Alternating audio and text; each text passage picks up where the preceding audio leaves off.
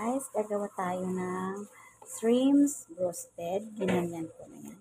Kailangan natin guys ng garlic. Ayan, pinagay ko na yung garlic. Nahiwa ng ganyan guys. Then, kailangan natin ng black pepper, vinegar guys. Then, lemon half. Ano natin dyan.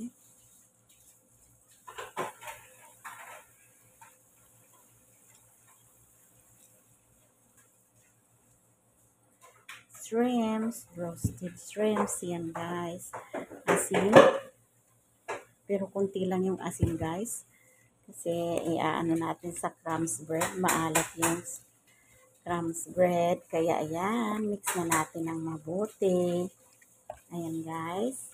Mamaya sausaw natin yan sa itlog at flour and crumbs bread. Ayan guys.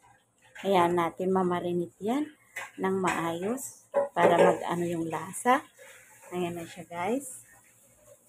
Ayan.